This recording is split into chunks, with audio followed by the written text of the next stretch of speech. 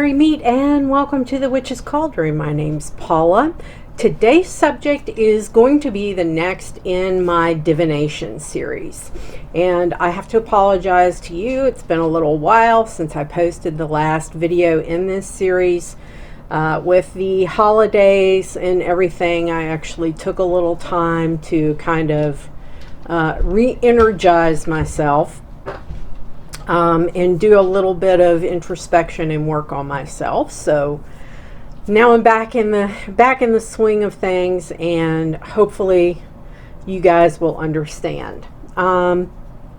If you like this video, be sure to give it a thumbs up. Make sure that you subscribe before you leave the channel, and if you like the video, consider giving it a share on your social media platforms. I would greatly appreciate that. Okay, scrying is one of the easier types of divination that you can perform. You don't need like any really expensive special tools. Scrying itself is being in I'm going to say like a state of altered consciousness, but not altered consciousness through drugs, alcohol, or something like that. You get there through a deep meditation, almost self-hypnosis. That's the nearest thing that I can kind of equate it to for you. And you get to this state by focusing on a smooth surface or flame or smoke or water, okay? And you do this to receive messages, and you can receive messages, guidance, or visions, and it's what the spirit world wants you to know. It's what the divine wants you to know. It's what the universe has to tell you. Okay, so scrying is a very, very old tradition. It's been documented in ancient Egypt, where people would actually put oil on their thumbnail and look into the smooth, shiny surface of their nail to receive their spiritual kind of wisdom and messages. But when most people, think about scrying, they come to, the fortune teller with their crystal ball and, doing one of these things and, calling out images that they see in the crystal ball. But you do not have to be an adept psychic to do this. It is accessible to everyone. If you watched my videos on psychic abilities and the clairs, everyone has a certain level of psychic ability. Everybody does. Where people start to differ is some people learn how to access and tap into that ability. Some people embrace it. Some people fight it. Some people learn how to control it. Some people don't. And when you don't try and control it, then, you get shut down. So you don't need any really fancy tools. You don't need to spend a bajillion dollars. I mean, to get you a really nice, beautiful, clear, or clear-ish crystal ball, they're expensive. They are not cheap. So I do not recommend that you go and do anything of that sort.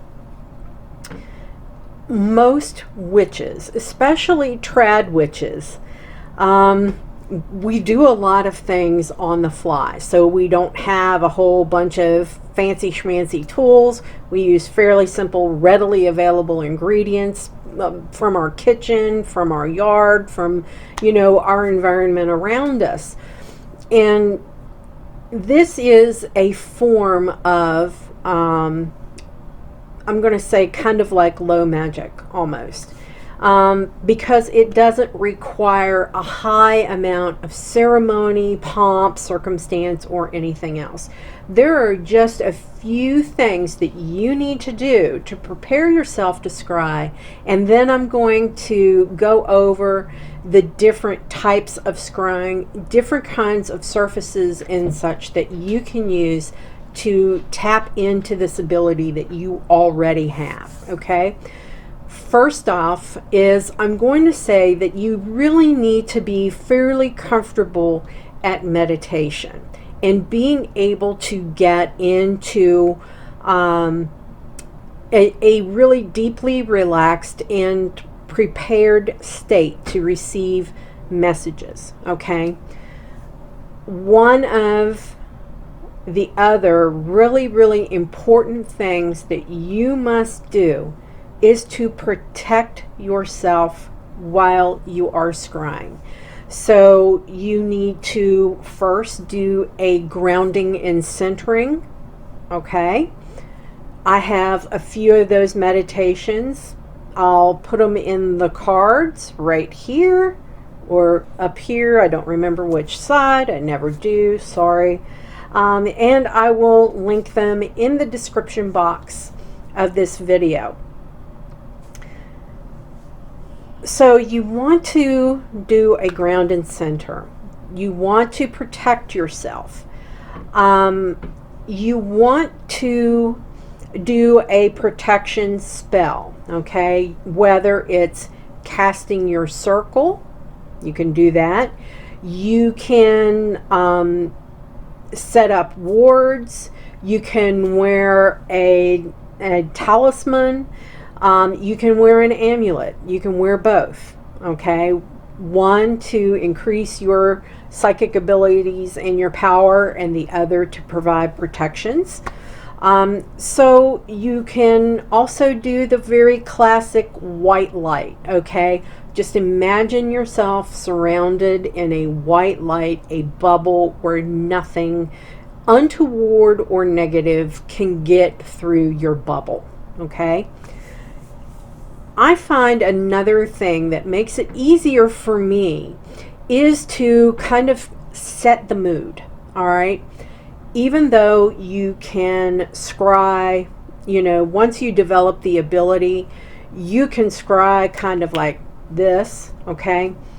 You want to kind of find what really gets you in the mood for receiving those messages.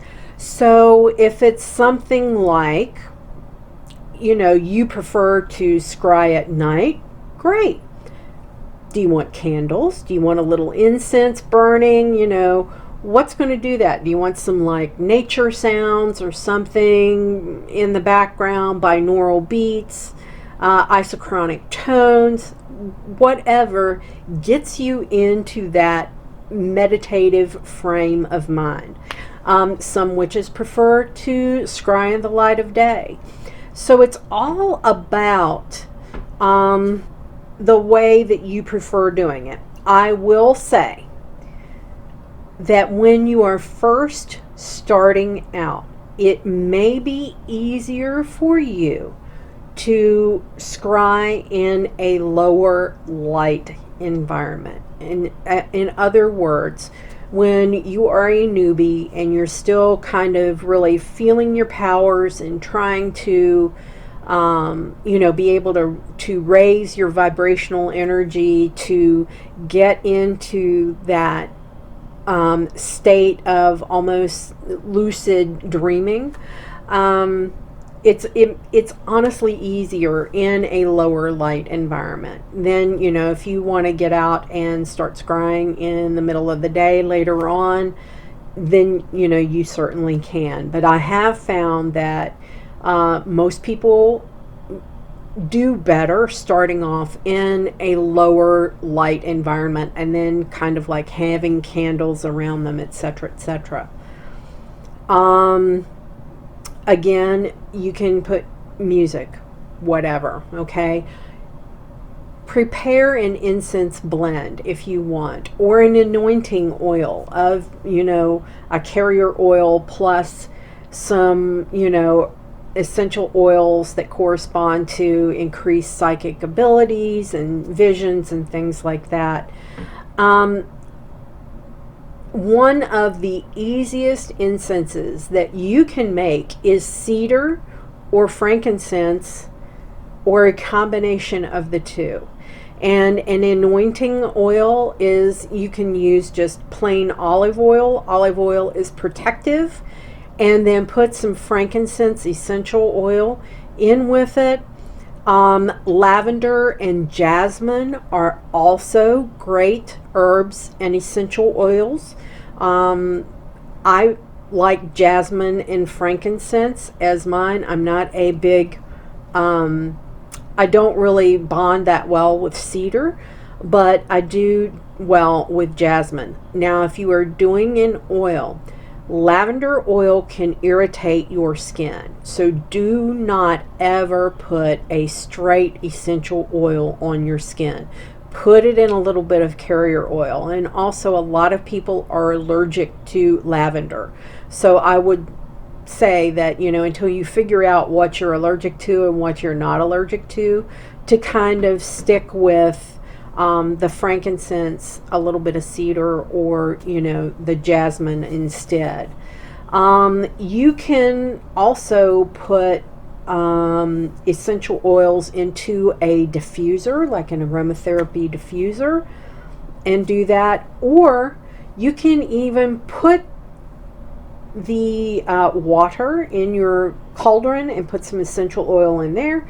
Put a tea light under your cauldron to warm everything up. Or you can make your incense, and this will kind of play into a type of scrying in a bit. It's just, what do you think will make you more receptive to really get yourself in that relaxed, meditative state and that grounded, centered state of being that you need to be in?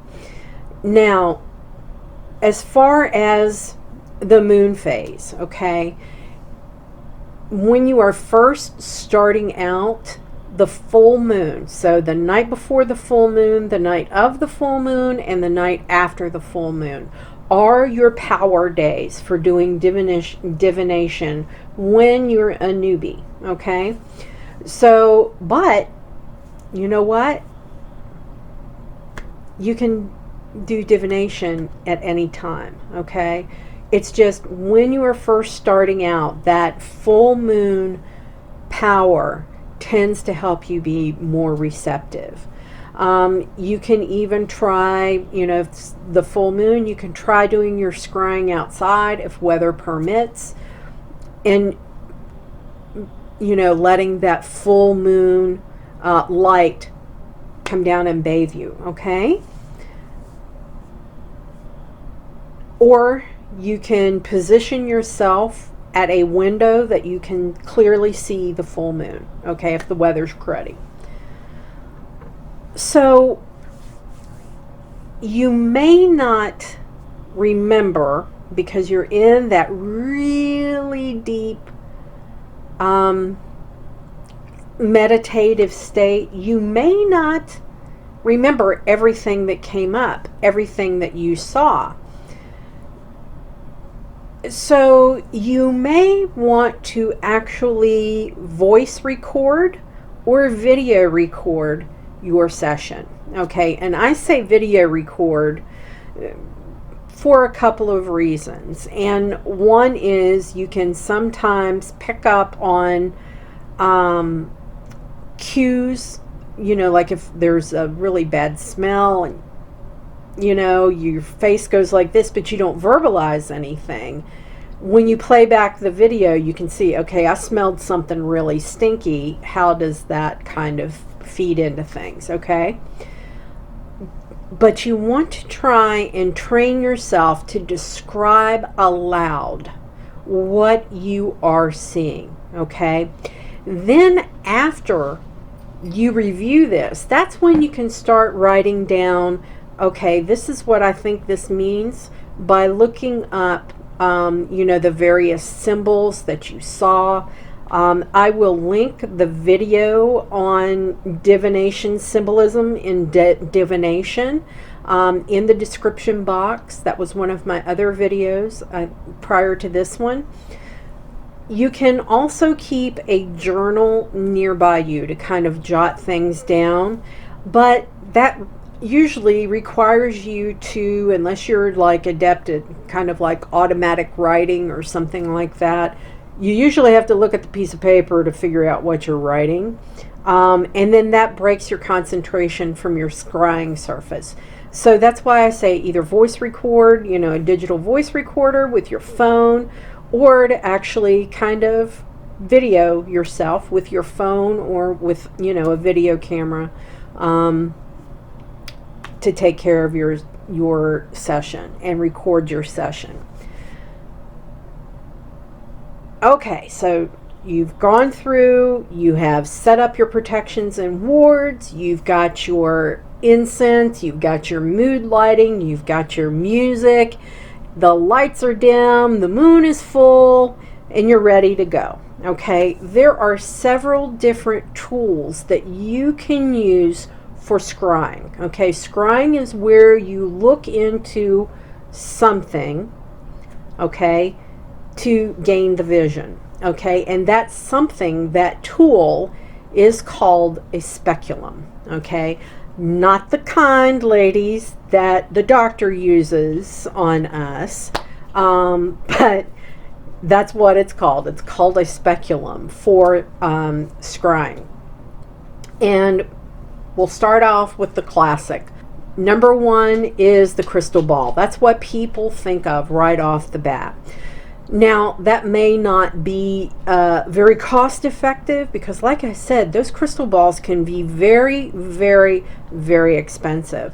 And also, when you're first kind of coming into your powers and you're getting more comfortable with your spells, your ritual, and witchcraft in general, you can look into it doesn't have to be a clear ball. It can be a sphere of any of your favorite gemstones that you, or crystals that you have bonded with.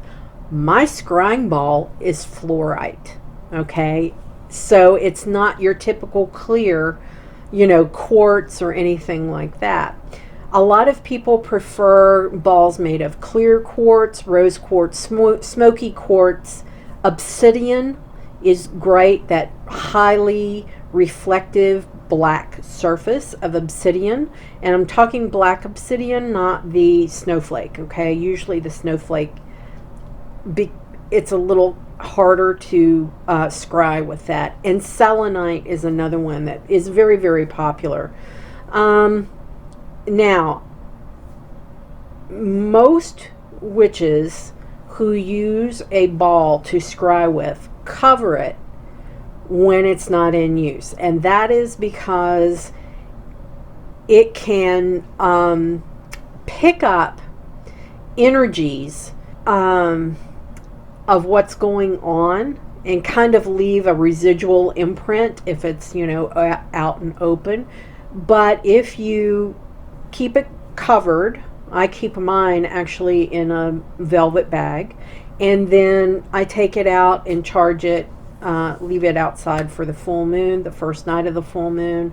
If I'm wanting to do some really heavy duty scrying, the night of the full moon is when I get it and I do my scrying with it. Okay, you can also use a polished crystal. Okay, any kind of crystal that you like. It can be any shape. It just has to be smooth. Okay, it's not that easy to scry with like a natural or raw stone. Okay, I'm going to say, you know, it needs to have a smooth, polished surface to it.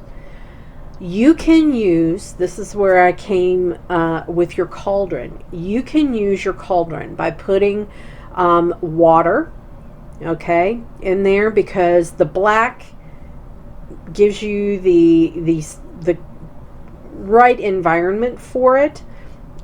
And then put water in it. I usually used full moon blessed water. It's just another thing. You could even put like a couple of drops of ink or food coloring, something like that, to color the surface to a color that you're more bonded with. Some witches prefer to use oil, okay?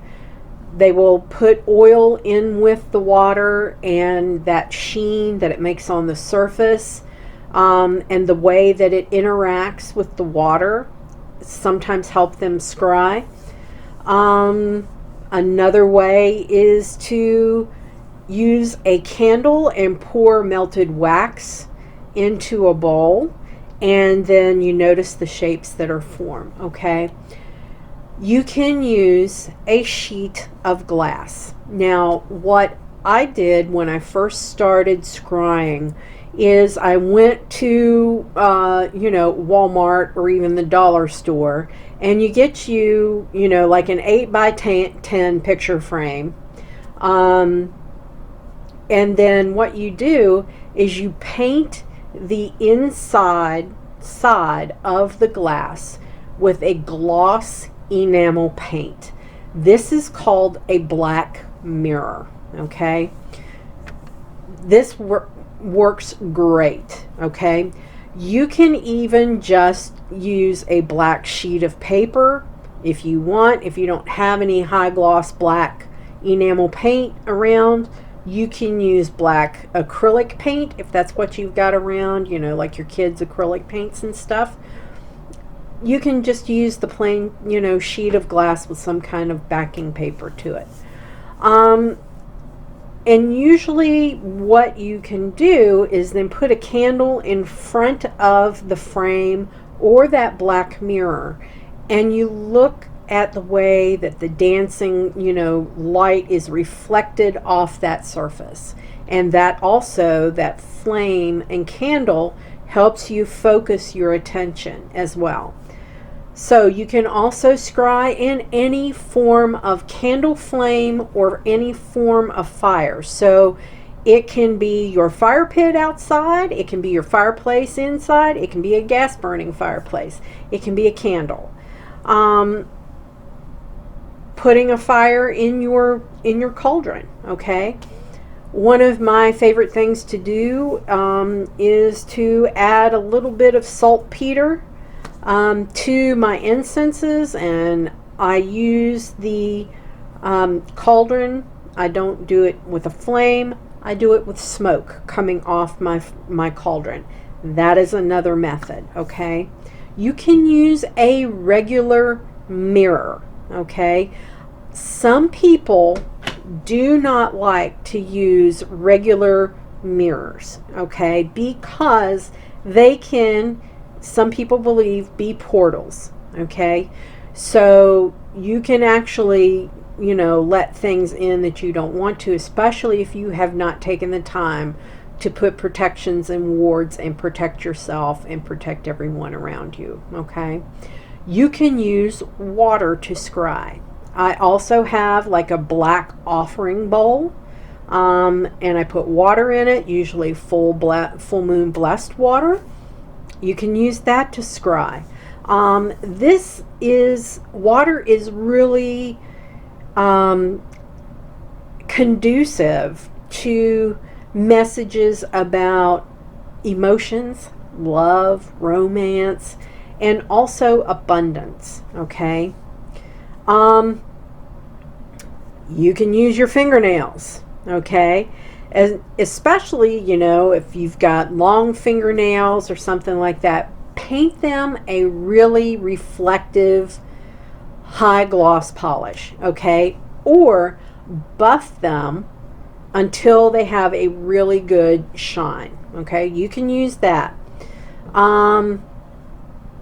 This is a really good convenient method for, like, if you're sitting in the doctor's office waiting for somebody to come in, waiting on your kid outside the school in the car, you can look at your fingernail and do scrying and divination that way.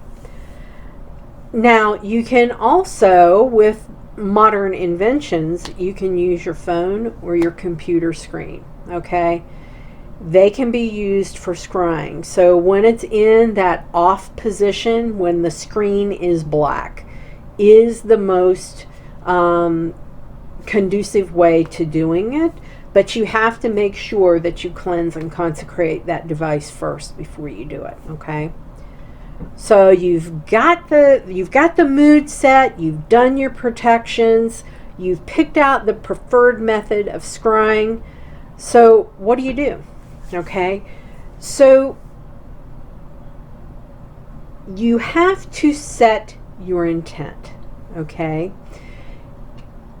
A more specific, you want to keep it kind of broad, because the universe may need to tell you something that you're not specifically looking for. So if you make your intent too narrow, it's blocking out what the universe has to tell you, okay?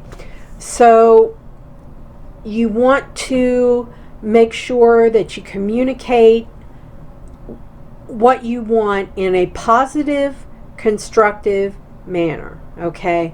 Like, you know, I open my heart and my mind to any message or vision that will guide me to a higher potential, being a better person, etc., etc., etc., whatever it is, okay?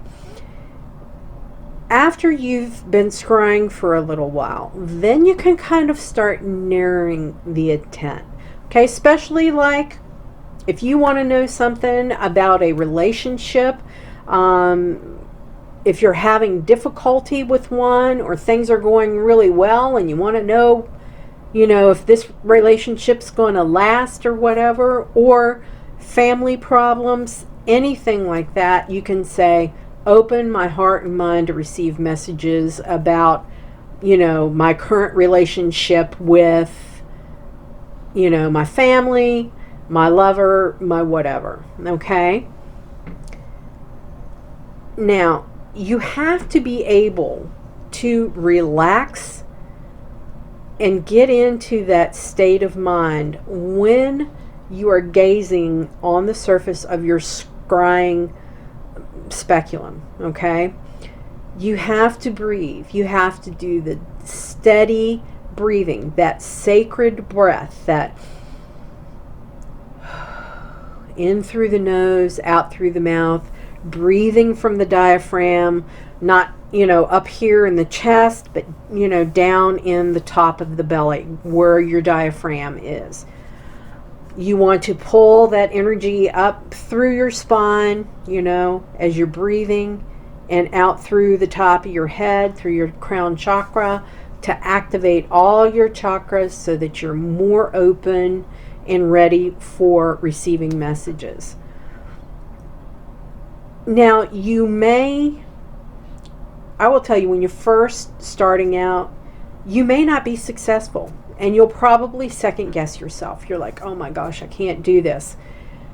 But it's like any skill. The more you practice it, the more adept that you become, okay?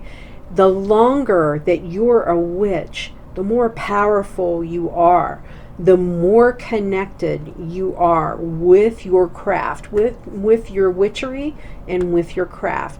And then, you know, you also can become more of a spiritual person through your practice of your craft. Some people are secular and don't connect their craft to their religion.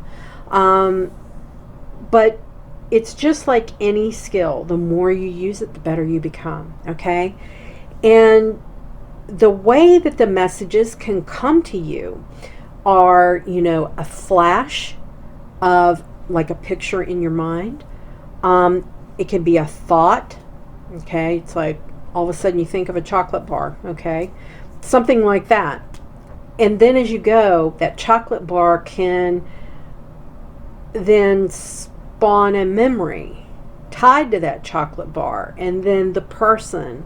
You see where it's going? So you have to just kind of be open to receive any kind of message from coming through that scrying that you're doing. Don't give up. Okay? Don't just throw up your hands and say, I can't do this after 1 or 2 tries. It took me a while. It took me several tries before I was able to block everything out, to get my mind trained, to focus, and to keep doing it. Okay? And if you've been using a mirror and it's not working, try a fire. If fire's not working, try a crystal. Try something else that you think you might bond with. It is all about learning about yourself, learning what you bond with, learning what speaks to you. The same thing, with the images. Even though I gave you, something, another video on symbols in divination, you develop your own kind of correspondences as you go along. The same way that you do in practicing your craft with crystals and herbs and oils and everything that you may incorporate into your magic. There are some that I bond with. There are some that I have learned that I don't like cedar wood. I don't like cedar wood, and I don't get along with it. So you have to be willing to experiment. You also have to expect that when you're first trying, you're going to fail.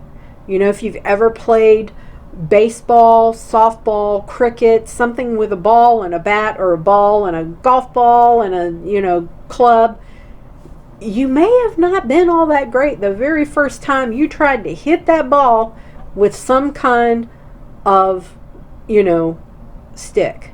All right? It takes practice, it takes focus, and it takes some determination. But you can do it. You can tap in to your innate psychic abilities and learn how to scry. Okay? Again, you will develop your own personal relationship with the method of scrying, with your method of protection, with what you want in your environment around you. You may find that music is too jarring and you use prayer symbols or a Tibetan singing bowl instead to get you to that vibrational level. It's all about your personal journey down your personal path. It's not for me to tell you how to think. It's not for me to tell you what you should feel throughout the process, or how to process the information that you get. That is up to you, and that personalization and that journey is what makes you the most powerful witch that you can be. Okay? It also strengthens your bond with the universe around you and your ability to tap into that power. All right? So with that, my friends, I hope you enjoyed this video. Thank you so much for taking your time to, view my videos. I appreciate each and every one of you. So as I always say, my friends, merry we did meet, merry we will part, until we merry meet again. Be well and walk in love and light, everybody. Bye.